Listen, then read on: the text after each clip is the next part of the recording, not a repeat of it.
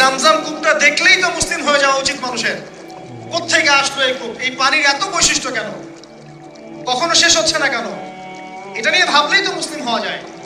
হবে না, কারণ কি? আবা ওয়াস্তাকবার, উদ্ধত হয়েছে, অহংকার প্রদর্শন করছে। অহংকার মানে এই নয় যে আপনি সুন্দর জামা পরছেন, আপনি সুন্দর কাপড় পরছেন, আপনি ভালো একটা বাড়ি পড়েছেন, এটা অহংকারের পরিচয় নয়। বরং অহংকারের পরিচয় হচ্ছে ফাতারুল হাক্কি ওয়া গামতুন নাস, সত্য জিনিস যেটা স্পষ্ট এটাকে অস্বীকার করা, আর অন্য মানুষকে ছোট করা, তুচ্ছ তাচ্ছিল্য করা, এই হলো অহংকারের পরিচয়। বিপদ দিয়ে আপনাকে অ্যালার্ম করা হয় আল্লাহর পক্ষ থেকে। আপনি চলতে পথে হোঁচট খান, আল্লাহ আপনাকে অ্যালার্ম দেন, ফিরে আসো। চলছেন বিপথে, আল্লাহ পাক অ্যালার্ম দেন, ফিরে আসো। আল্লাহ পাকের পক্ষ থেকে কিন্তু এগুলো আসে। আল্লাহ পাক আদম এবং হাওয়া আলাইহিস সালাম এবং আদম সন্তান সবাইকেই সৃষ্টি করেছেন, উদ্দেশ্য হচ্ছে আল্লাহ পাক আমাদেরকে জান্নাত দিতে চান। আল্লাহ পাক চান যে